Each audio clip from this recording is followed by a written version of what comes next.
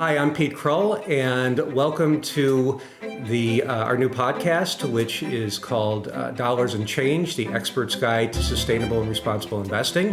This is our first episode, and I'm really excited to have my friend, Ed Begley Jr. On with me today. He is a legendary actor, but what we're going to be talking about today is his environmental advocacy and his sustainable advocacy work. And so, Ed, thank you for inviting me to your beautiful house here today. What a pleasure, Pete. It's great to see you again. And I love the title of the show. Dollars and Cents is a great title. Dollars and Change. And change. I'm sorry, Dollars and Change. Because we're here to make change. Exactly. That's a great, even better title than what I thought it was for a second. Absolutely. We're excited about it. And thank you for being our first guest. So I'm Happy grateful so I don't spill my tea here. Sorry. So give me a little bit of background in terms of your environmental work, your sustainability advocacy, et cetera. It started in 1970 with the first Earth Day. I had lived in smoggy LA for 20 years at that point, 2 decades of living with that horrible smog. You couldn't go outside and play 150 or more days a year. It was very, very bad. You couldn't see the mountain range. People wonder why they call it San Fernando Valley. I could see why they'd say that. No valley to be There's seen. Nothing to be seen. You couldn't see the mountains.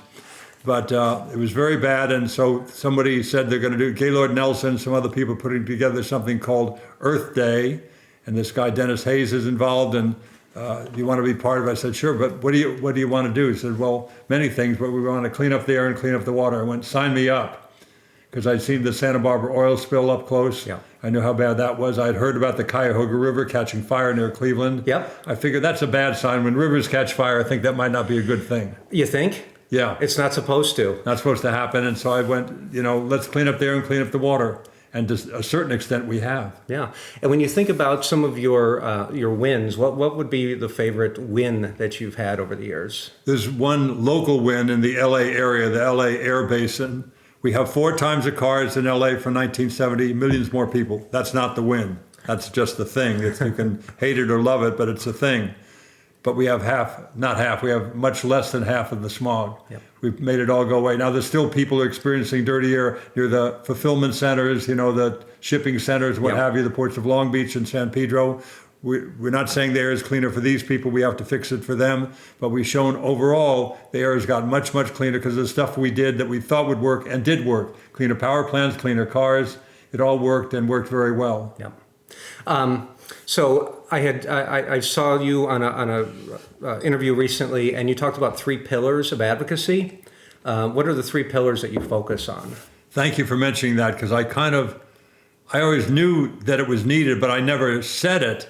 So people thought I thought everything was solved by people like me, Yeah. and me buying an electric car, riding my bike, or getting an energy efficient light bulb. That's all good stuff, and nobody stopped doing that, but that's just one of the 3 pillars.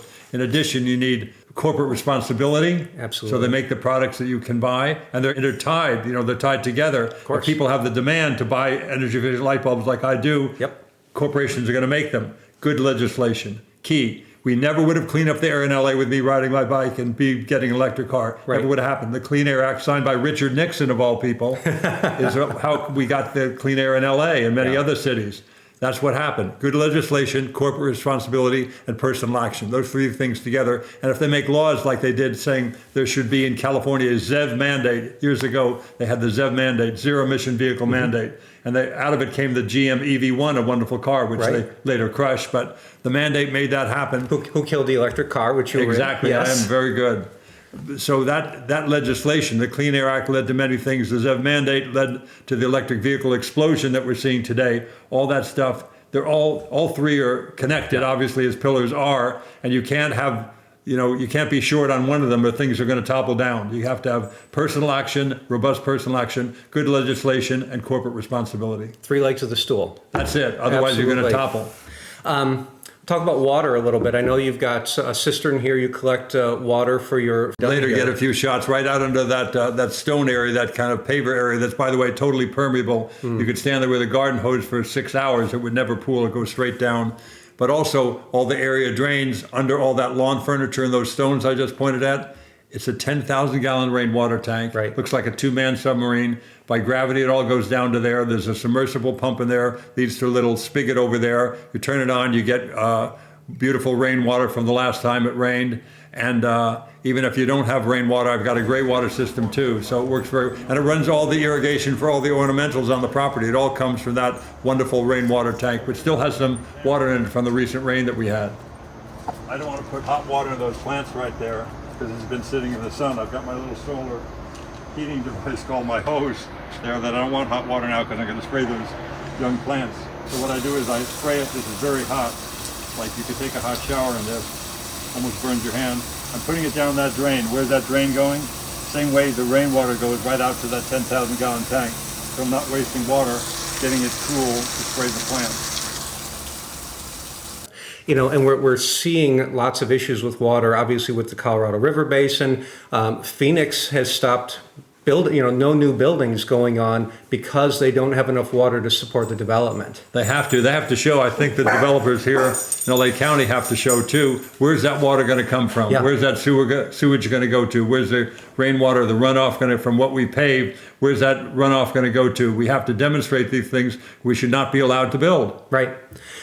You talked about corporate responsibility earlier. Something that I've talked about for years and years and years is the role of the insurance industry.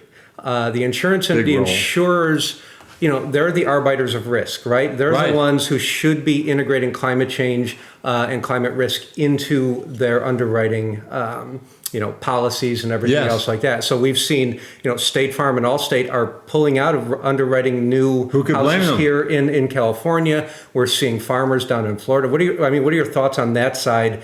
Do you think that they're going to continue to do this and that will ultimately influence policy, like governmental or legislative policy because of that? It should. It certainly got my attention decades ago when Hurricane Andrew, Hurricane Rita, all these different hurricanes came through, and the insurers started to say, we're not going to cover things the way we used to.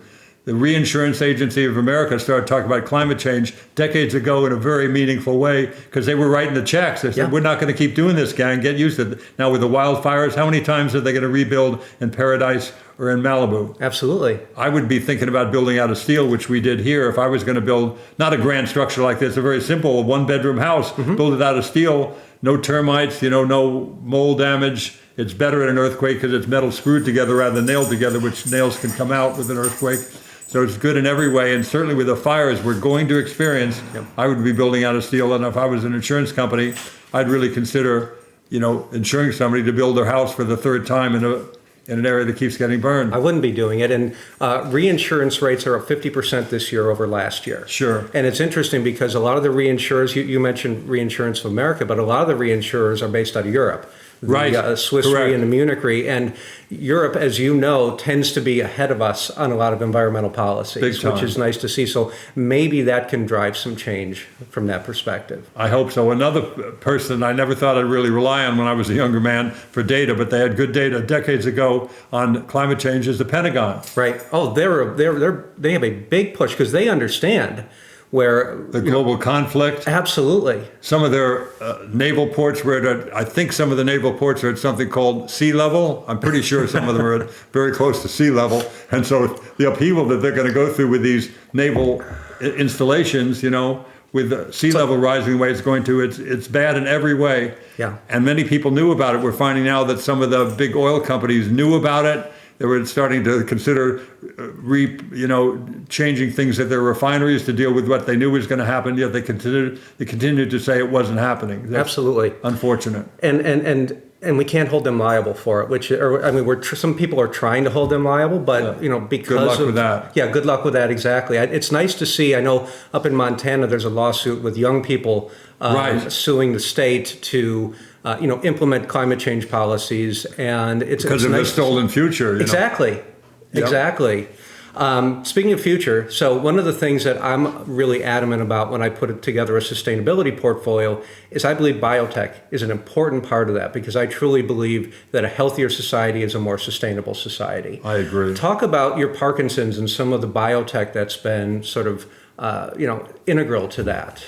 Yeah, I had Parkinson's back certainly in 2004. I don't know what it was. It was just something I was experiencing all these things. I lost half my sense of taste and smell. I had trouble with my balance, and I had a little bit of tremor and what have you. And they thought it was a brain lesion. We investigated that. It was not that. So everybody thought I got some sort of virus or something. Then 2016, I was diagnosed, but I started doing stuff. Of course, I'm doing the AMA-sanctioned carbidopa-levodopa. Works very well. To get Parkinson's at this point in time, you're fairly lucky because there's a lot of help you can get, and I'm doing that. But my wife looked into it and found other things that also help a lot. Glutathione works wonderfully for people who have neurological challenges. Something called NAD. I can't remember what the N, the A, and the D, but it's a chemical name that look up NAD, Parkinson's, or NAD, neurological healing or something.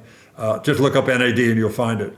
Or also hyperbaric chamber helps a lot. To have an oxygen-infused hyperbaric chamber helps. And stem cells, there's a place down in Mexico, sadly, you can't get in this country, that does some very effective stem cells. And I go down to Tijuana and get that often. So here I am, having had Parkinson's since 2004, almost 20 years now. You never know. And I could pass the sobriety test, I think. Wow. I could probably touch my nose. Well, I've got a large nose, so that's unfair. I have an advantage there. Oh, that's great. It's like we're on a Christopher Guest set I love here. those movies. I pray he does another one. Whether or not he puts me in it, I just want him to do another movie. Absolutely. Well, I think you can. You know him better than I do, so you can probably lobby him for I'm another going one. to start lobbying. He wants to just go fly fishing at his place in Idaho, but that let's sounds all pretty nice gang too. up on him and make him do it again. So, speaking of celebrities, people like Jane Fonda, Leonardo DiCaprio, Mark Ruffalo, even like Alan Alda, who's done the science communication work that he's done. So a lot of celebrities who have been pushing an environmental agenda. Do you think that work, and obviously including yourself, do you think that the celebrity pressure is actually making a difference? A, B, what else can be done? In terms of what Hollywood is doing to really help advocacy and help sustainability and climate change awareness? I think it can help. I think we as actors or celebrities in any field, law, medicine, sports, anything, people who have the voice, you occasionally are given the microphone, the megaphone, you want to use that responsibly. You don't want to cry fire in a crowded theater, but also you don't want to do this. You don't want to cry fire and panic people in a crowded theater. But if the fire marshal taps you in this, yes, what is it? There is, in fact, a small blaze in the basement. We have to slowly, row by row, make people leave the structure. So am I going to then just do a song and dance? Yeah. I'm not going to do that. I'm going to say we have to row by row. We think there might be some danger in the basement. And I would say that the fire marshal are the PhDs who study climate change. Michael Mann, James Hansen from NASA. Yep. They've been tapping us on the shoulder for years saying, we have a problem with climate change and we're not listening. They want us to just do a song and dance. You're an actor, act. Don't talk about the scientific stuff. I don't want to talk about it. I want to introduce the scientists so they can talk about it. Yep. People with PhD after the name in this field, in climate change, not in some other field. Of course, I admire any PhD, but I really specifically want to hear most from people who have a PhD in climate change and associated things. Yep. And so that's the fire marshal. We have to listen to them because we have some danger. And now it's getting more and more real with what we're experiencing. We all feared this would happen, but I really never thought it would happen this strong and this quick. And here it is. Well, so my wife is a scientist as well, and she works on science communication. Oh, and great. So that's a wonderful aspect of what she's doing, because in general, scientists aren't very good at communicating what they do. Right. Because they're not necessarily trained to do that. They're trained to think about the science and the research that they're doing. And so the more that we can get people who are trained in communication, like actors, like scientists who actually gone through like Alan Alda's science communication boot camp, different things like that, right, we can spread the word even more. And we have to communicate with people, because people somehow think it's all some hoax or some other agenda. I don't know what I'm supposed to get out of it. Not much, I can tell you, but we have to get through to people better. We have to do a better job of communicating, that's for sure. Absolutely. Do you think that there's a role in terms of the production side in, I'm not talking about like the day after tomorrow or, movies like that, which are a little bit on the crazy side, but really trying to integrate things into production about, like, for example, the way you live here. Do you see an opportunity in shows to have recycling and all the different things that are environmental based? Yeah, if you weave it into the story properly, I think it can be very, very effective. You can get it in there subtly with just recycling going on in the background, or there's something, people are living in an energy efficient way. Yeah. I think the way that there's a great movie called Chinatown, and it's not about the water crisis in LA of many years ago where they stole water from the farmers in the Owens Valley. It's kind of about that, but that's not, it's a murder mystery. Okay. And so. But it's integrated into it. It's integrated into it so effectively, and so it made many people that are not aware of what went on with water many years ago with Mulholland and all of those folks, made them aware of it. So I think we can do it if you weave it into the story properly, and there's some great writers out of there who've done just that. Yeah, who need to be having a job right now too, by the way. I know. I hope they solve that quick. Oh, I do too. I do too. So I just want to transition a little bit into sustainable investing. And, how important do you think investing in sustainable... So let me back up just a second. So there's a big push for ESG, this environmental social governance aspect of investing. The problem with that is what we find is the big companies, the BlackRocks of the world, simply reduce their exposure to ExxonMobil or reduce their exposure to Chevron in there, and they make what I call less bad portfolios. Right. We look at sustainable investing as being positive, as integrating solutions. That's what sustainable investing is to us. So what are your thoughts on integrating sustainability and resilience into like an investment portfolio? I think we have to do it. Just look at it holistically and make it part of it in every possible way. I started doing this back in 1970, and I can promise you it's been good for my fiscal portfolio, my financial standing for many, many years, because I did it in a fiscally responsible manner. I didn't go out and buy solar panels I couldn't afford in 1970. They were crazy expensive in 1970 and hard to find. And not as efficient. Exactly. Yeah. I didn't go buy some 1970 exotic electric car. It didn't exist back then, so I couldn't buy it. But I did everything in a fiscally responsible manner, and each stage of these different investments and reinvestments, I saved money and moved up the ladder and could do not just pick the low-hanging fruit, do the cheap and easy stuff, riding a bike, public transportation, energy-efficient light bulbs, energy-saving thermostat, did that, then move up the ladder. I'd get a little rain barrel to collect some rainwater. I got a little solar oven. Yep. After 15 years of doing that from 1970, it's now 85, I put solar on my roof when I lived in Ojai then, a beautiful town called Ojai. I put solar hot water. I wasn't ready for solar electric yet. It was still hard to find and problematic with the inverters at the time. But 1990, things were finally ready, and I got solar electric in 1990. I've never looked back. It's been great for me. The pride of it, environmentally, it's been good, and also financially. I have very low bills here in this beautiful house because of all the choices I made. This is a LEED Platinum home, and you know about LEED. Yep. There's silver, gold, and platinum ratings, and for the folks who don't know, it's like a mile per gallon rating for a car. It's a mile per gallon rating for your house. Yep. And so we did all that. We achieved LEED Platinum, and now my kids and grandkids could live here very cheaply because of the decisions we made years ago. Yeah, we have solar and batteries at our house. Fantastic. Driving a Tesla, so 90% of the time I'm driving around on sunshine. Fantastic. Which I absolutely love being able to tell people that. So, last question for you here. So, we continue to see the headlines about wildfires in Hawaii and hurricanes hitting California, which hasn't happened in 80 some years. Exactly. In a world where we're starting to see the climate crisis actually start to affect us, how do you maintain hope? I do it in this way. I don't lie to people. When people ask me point blank, is it going to be fine? Is everything going to be okay? I say the truth, which is some of it is. Yeah. It's now about saving the half of it that isn't so compromised it can't be changed. There's an amount of CO2 in the pipeline. There's an amount of damage that's been done. We're going to lose a lot, but let's save that amount that's left to not take action now and lose everything. Absolutely. So our kids and grandkids have nothing like the life that we grew up with. Yeah. I think that's just morally bankrupt. So we have to do it for our ancestors, for our children, for our offspring. And we sit here today because our ancestors did behave in an environmentally sound manner more than they did not. There was great environmental damage done over many years, but there was more good things than bad, and we wouldn't sit here hydrated and clothed and fed.